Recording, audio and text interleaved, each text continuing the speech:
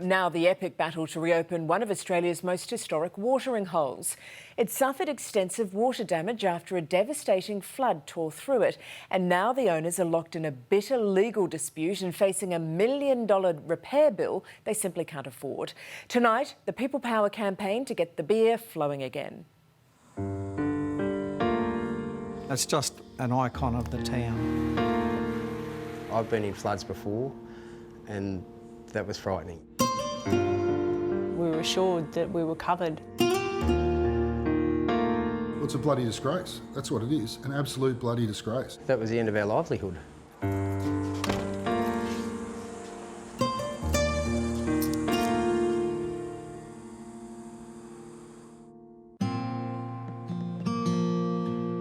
If the walls could talk in the George IV Hotel, there'd be almost 200 years of stories to tell.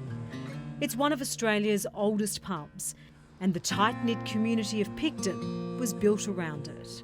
Everyone knows the George, and you just meet at the George. But on one rainy Sunday afternoon in June last year, the heart of this community stopped beating. They said, "Oh, don't worry, it's never come up this far, young fella, you'll be right." And then when it started coming through the doors, we weren't right. Within minutes, the packed pub was underwater. Pub managers Brett and Peter Cohen found themselves in the middle of a flood emergency.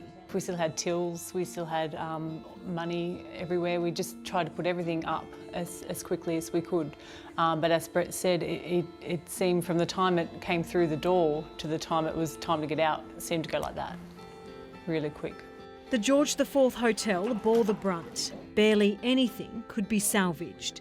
Every room left in ruins. Crazy now when you think about it. Yeah, eh? exactly. From the kitchen. Through that back there, all those gas ports, they're buggered. That's a $20,000 piece of equipment right there. Right down to the cellar.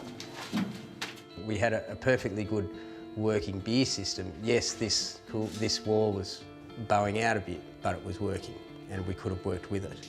But now we can't work with anything.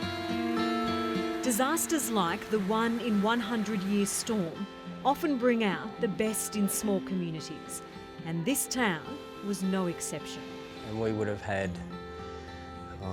I would say 60 people just standing out in the car park saying, well, what do we do now? And yeah, it was humbling. Even more humbling, the initial response the owner says he received from his insurance company, Asset Insure. We were assured that we were covered, that the pub was covered, that our jobs were safe. He was even sent this letter of confirmation. Their advice was close up, get your claim in, and our claim went in, and they said, right, we'll take liability. That was almost 7 months ago. In the lead up to Christmas, the owners sunk around $500,000 into the iconic venue, preparing to reopen the doors once the insurance payout came through, only to receive the devastating news that the claim had been rejected. I don't think they give a bugger about the little person. This hotel is not a part of a group. A family owns it, a family runs it, and we're the hub of the town, and they just don't care about the little people.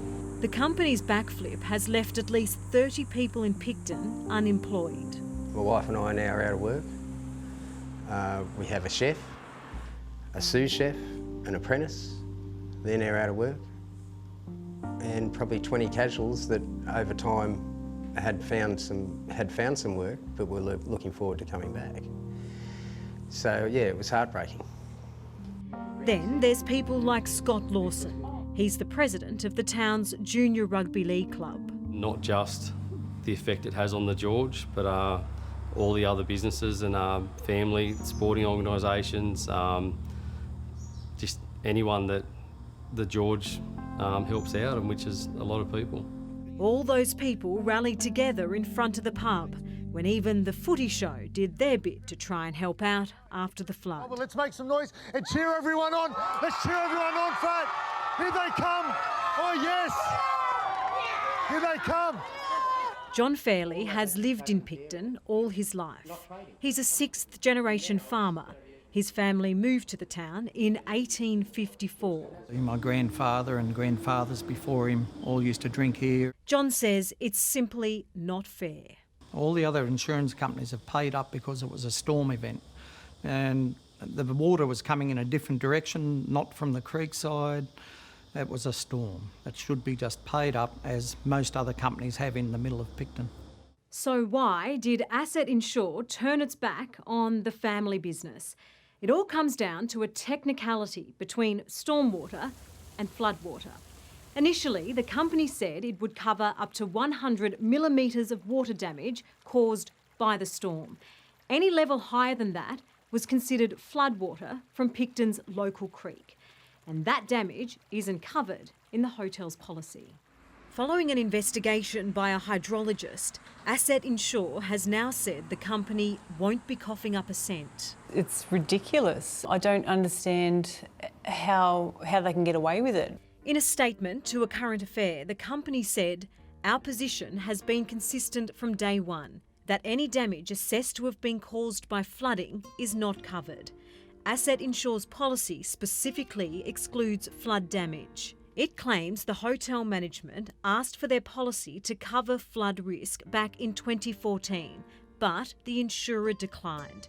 Asset Insure says the pub has renewed their policy with no flood cover twice since 2014. With the pub's closure putting strain on Picton's economy, local state MP Jai Rao is backing the community campaign to save last drinks being called at what locals consider their second home. What I say to the insurance company is get off your backside and pay out this claim. Do what you said you were originally going to do many, many months ago. It only needs one thing like this to really hurt a town, and this has hurt the town. Well, it's a bloody disgrace. That's what it is, an absolute bloody disgrace. Asset Insure should be ashamed of themselves. It's madness. Let's keep the pressure on. You can read the full statement from the insurance company on our website.